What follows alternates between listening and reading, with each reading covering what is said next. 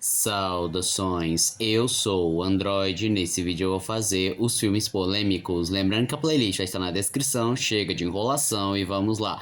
Lilo Stitch Remake.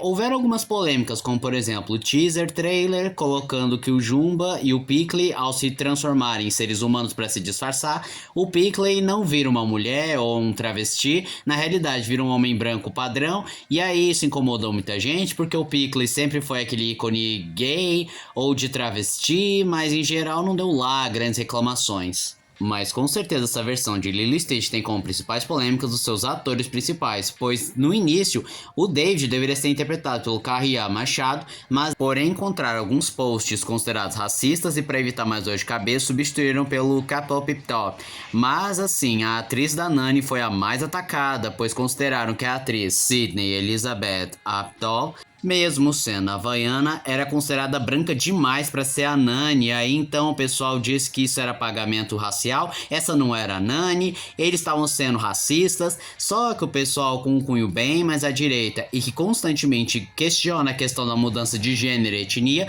finalmente pôde contra-atacar dizendo: ué, mas você sabe que a Nani não existe, né? Você sabe que o original tá lá, vai lá ver o original. Mas ela é havaiana, tem lugar de fala. Ué, não gostou? Então não assiste. Ah, não gostou? Você é racista. Boyd no filme do Super Mario. Quando saiu aquele filme do Mario, as pessoas estranhamente shipparam o Bowser com o Luigi, porque tem uma cena de tortura que eles acharam que tinha um teor sexual, de algo gay, romântico. Só que aí o pessoal falou que estava vendo coisa onde não existia, porque não existe essa conotação. Também teve a polêmica da crítica massacrar o filme, dizendo que faltou lacração, faltou cultura woke, representatividade. Outro crítico falou que não gostou porque achou bobo e simples demais, mas sem o pretexto da lacração. E outros falaram: ah, mas o Mario é gay, vocês é que não viram, vocês gostaram de um filme que o protagonista é gay, ha ha ha ha ha. Mas não existe essa conotação. Homem-Aranha através do Aranhaverso. Quando saiu o primeiro trailer, houveram duas cenas específicas que geraram muita controvérsia. A primeira era o Miles com um broche escrito BLM ou Black Lives Matter. E várias pessoas apontaram que não fazia sentido ele tá apoiando o Black Lives Matter porque é um grupo terrorista que quebra e destrói várias coisas e é antipolicial, então ele odiaria o próprio pai, que é policial, ou o fato de que isso é racismo, só porque ele é um personagem negro ele automaticamente tem que apoiar o Black Lives Matter. Mas o que realmente deu o que falar era uma cena que mostrava o quarto da Gwen, que dizia proteja as crianças trans. E isso gerou muita controvérsia, porque isso claramente era ideologia de gênero, porque não existem crianças trans, pois eles são seres indiferentes, sexualidade, gênero e sexo em geral, e são seres fortemente influenciáveis. E é uma ideologia que mais faz mal do que bem. E essa não foi a única vez que a Gwen foi associada ao transexualismo. Pois quando o filme saiu, as pessoas traçaram teorias dizendo que na realidade a Gwen é uma mulher trans, não só porque tem a frase proteja as crianças trans, como as cores de seu universo representam a bandeira trans, inclusive seu uniforme é da mesma cor das cores da bandeira, e que o dilema é que ela não consegue contar pro pai que ela é a Mulher-Aranha, na realidade um dilema é que ela não consegue dizer pro pai que ela é trans ou tem outra sexualidade. Mas aí o pessoal ficou defendendo com unhas e dentes, enquanto a maioria falou: não, vocês estão puxando ela para um lado que ela nunca representou, ela não é trans. Porém, essa teoria fez tanto barulho que o filme foi proibido no Oriente Médio. Barney, Uma Grande Aventura, ou o filme do Barney. Esse filme simplesmente foi banido da Malásia por ser considerado impróprio para crianças. Mas o que ele tinha de mais? Não sei. Não tem nenhuma fonte oficial que explique melhor essa polêmica. O máximo que faz é teorizar que talvez tinha alguma coisa que violava a cultura e a religião deles, ou, por exemplo, eles não gostarem dos Estados Unidos mesmo. Abominável. O filme da DreamWorks em parceria com a China, que foi banido em países como Malásia, Filipinas e Vietnã, porque aparecia uma cena num mapa em que apresentava o triângulo de arquipélagos com as 9 linhas pontilhadas e existe uma luta entre a Malásia, Filipinas, Vietnã e a China pela posse, em que a China reivindica essas ilhas, enquanto que a Malásia, Filipinas e Vietnã reivindicam para eles, pois estão mais próximos, e por conta disso e pelo fato de o estúdio ter se recusado a remover a cena, simplesmente foi banido nesses 3 países. Uncharted. Pelo mesmo motivo de abominável, Uncharted foi banido na Malásia, Filipinas e Vietnã porque apresentava as 9 linhas pontilhadas da China. Five Nights at Freddy's. Quando saiu as primeiras imagens, em especial o cartaz, vários fãs ficaram revoltados porque os animatrônicos estavam com os olhos vermelhos e isso era infiel, não tem nada a ver os olhos vermelhos, enquanto alguns tentaram argumentar que não, mas veja bem, existe um jogo que eles ficam com olhos vermelhos, outros falaram, foi melhor assim porque dá mais impacto visual. Elementos. Uma das principais polêmicas de Elementos foi que, para divulgar o filme, a Pixar decidiu fazer paródia de vários cartazes de outros filmes da própria Pixar, e quando foi a vez da Amber, a famosa Faísca, eles decidiram parodiar aquele filme Red, Crescer é uma Fera, ou Turning Red.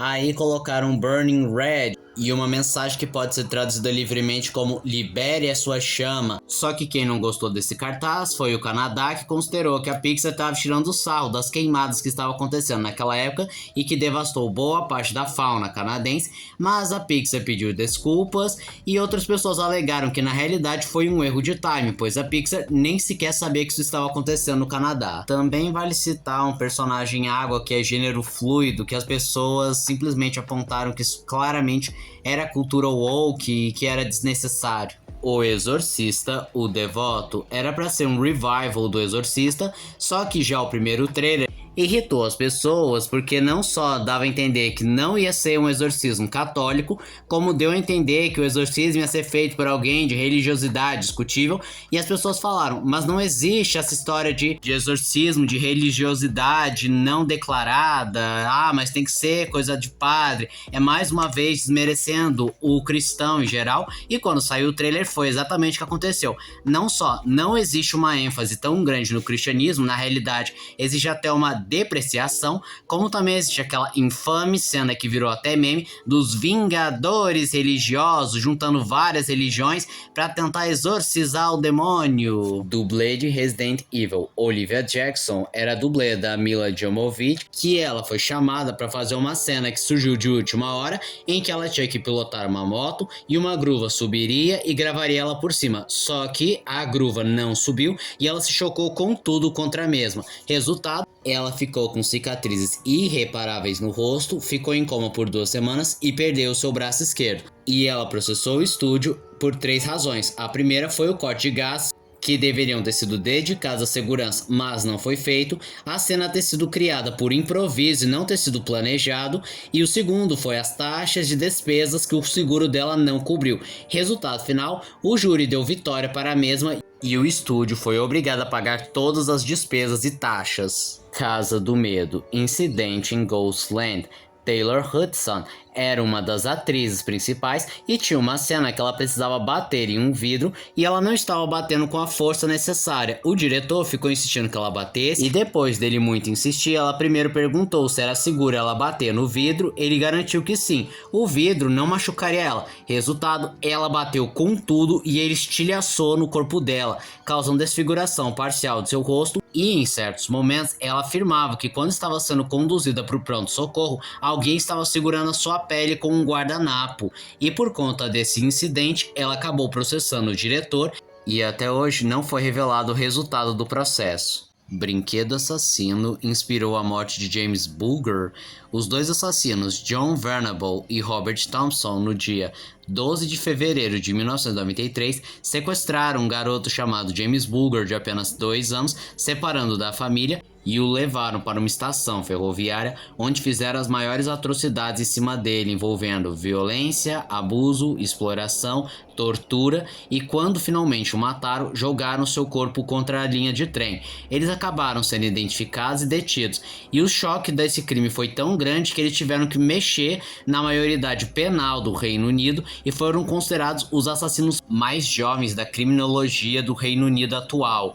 E eles tentaram alegar que eles foram inspirados em Brinquedo Assassino 3, pois as autoridades haviam encontrado uma cópia de Brinquedo Assassino 3 na casa de Thompson e também associaram o fato de ter uma morte de uma criança em tinta azul ser muito semelhante a uma cena do filme. Mas o júri percebeu que eles não foram inspirados pelo filme, na realidade eles já tinham histórico de abuso, violência, delinquência juvenil e lares problemáticos, e acabaram sendo presos para posteriormente receberem outras identidades E mesmo com liberdade, eles recebem vigilância constante para saber o que estão fazendo. Martin John Bryant, também conhecido como o assassino do massacre de Port Arthur, em que, resumidamente, ele chegou numa cafeteria no dia 28 de abril de 1996 e, com 2 rifles, disparou contra várias pessoas, matando 35 pessoas e ferindo 23 no processo, e a matança continuou até o dia 29 de abril, em que ele foi detido pela polícia, pegando 1.035 anos a 1.652 anos de prisão. E algumas pessoas erroneamente dizem que ele foi inspirado pelo brinquedo assassino. E algumas pessoas erroneamente disseram que ele foi inspirado nos filmes de Brinquedo Assassino, em especial Brinquedo Assassino 2, sendo que na realidade ele tinha uma série de vídeos pornográficos e violentos e que incluía alguma cena de Brinquedo Assassino 2, mas ele não foi influenciado pelo filme Brinquedo Assassino, já que Martin tinha vários transtornos mentais, como esquizofrenia, baixo QI, ele sofreu bullying, possuía grau de TDAH, TOC e autismo. Sem falar que ele já havia não só dado indícios, como já cometeu atitudes violentas ao longo de sua vida. Daniel Gonzalez, e apelidado pela mídia como o Fred Krueger da vida real, ele era um garoto que desde muito jovem gostava de se isolar, ficar longe das pessoas e ainda foi diagnosticado com esquizofrenia paranoide, aquele clássico quadro de esquizofrenia que não sabe distinguir o que é real ou o que não é e ainda pode ouvir voz na cabeça. E a mãe dele até tentou pedir ajuda para o Estado para internar o próprio filho, pois viu que ele tinha um comportamento bem volátil, mas o Estado não acatou e a mãe foi obrigada a ver o filho se destruir cada vez mais e ele ficou cada vez mais isolado e preso no próprio mundo em que ele era viciado nos slashes, em especial A Hora do Pesadelo e a Sexta-feira 13, e ele tentou copiar os mesmos. Pegou um monte de facas, uma máscara de hóquei e acabou matando 4 pessoas e feriu mais 2. E quando ele tentou ferir do Estado, ele foi detido pela polícia porque ele entregou uma nota suja de sangue e o atendente ativou o alarme silencioso e, devido a seu estado mental, ele foi considerado insano e colocado num hospital psiquiátrico, onde ele demonstrou-se um problemão para os funcionários de lá, já que ele às vezes era calmo, outras vezes ele era furioso, agrediu os funcionários, os outros pacientes, só que depois ele acabou tirando a própria vida cortando os pulsos com um CD. Matthew Twin. Ele estava hospedado em um abrigo para moradores de rua e ele era colega de quarto de um homem chamado Richard Hamilton, que era um ex-militar que recebia pensão do governo por invalidez, e ambos eram usuários de drogas.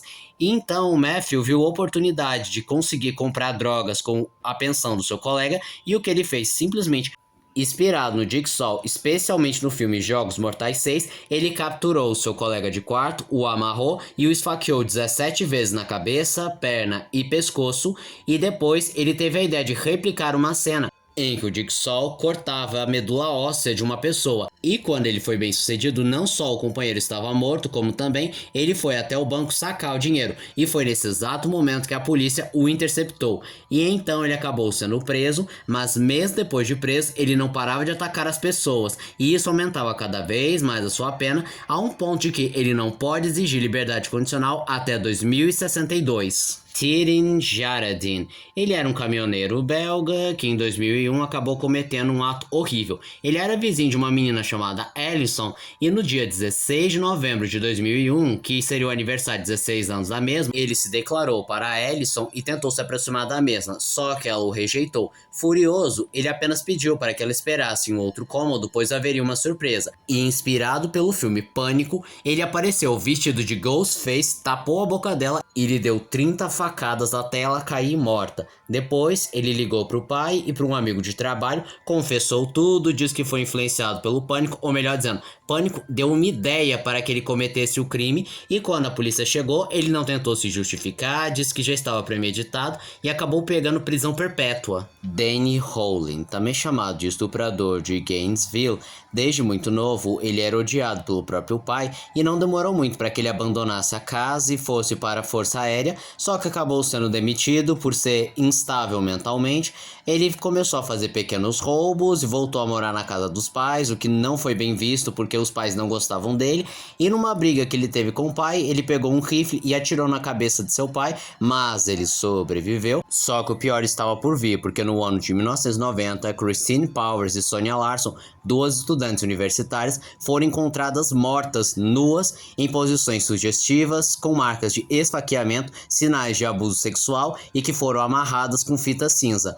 Pouco tempo depois, encontraram o mesmo modus operandi de uma mulher que foi encontrada numa posição sugestiva com marcas de abuso sexual, esfaqueamento e o pior, estava com a sua cabeça decapitada e colocada numa posição que parecia que a cabeça olhava diretamente para o seu corpo, além de um triplo homicídio envolvendo um neto e seus avós. Ele apenas se tornou um suspeito com a dica de uma vizinha chamada Cindy, que apontou um padrão de comportamento estranho, como por exemplo, ele dizer que gostava de esfaquear pessoas ou que ele desejava matar mulheres, e ele apenas foi detido quando tentou um roubo a banco, e então, quando ele foi pego, ele negou todas as acusações, mas eventualmente ele acabou confessando com o intuito de ficar famoso, como no caso do Ted Bundy. Ele acabou também sendo diagnosticado com parafilia, borderline e transtorno de personalidade antissocial, o que aí pode entrar a psicopatia ou a sociopatia. Ele foi condenado à pena de morte e suas últimas palavras foi apenas uma oração que ele fez para si mesmo e ele nunca se arrependeu do que ele fez com as vítimas. E esse caso ficou tão famoso que o roteirista Kevin Williamson pegou detalhes desse caso, como por exemplo,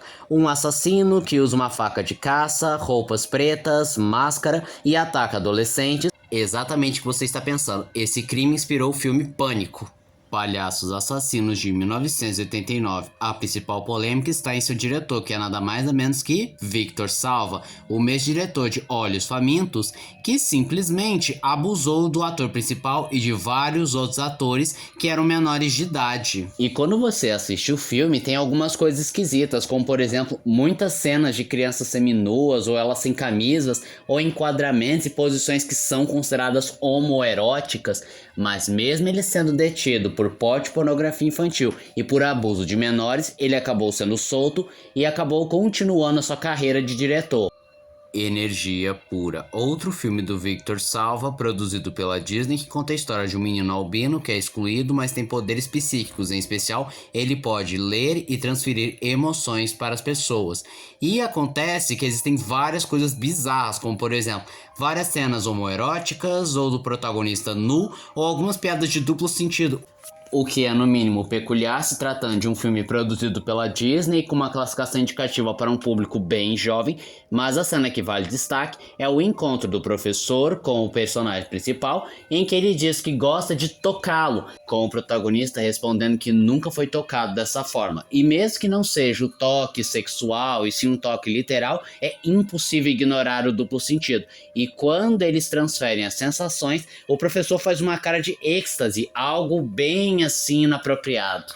E durante o lançamento do filme, o Nathan, que foi uma das vítimas lá do Palhaços Assassinos, junto com a família, tentou boicotar o filme para derrubar, revelando esse lado obscuro do diretor, mas eles fracassaram, só para anos depois o Victor Salva ser preso pelos seus crimes. E esse foi o vídeo de hoje. Se você gostou do vídeo, se inscreva no canal, compartilhe o vídeo, comente, dê seu like. Também não esqueçam de ativar as notificações, chave de like caso gostem dos meus vídeos. Então eu sou o Android e digo tchau.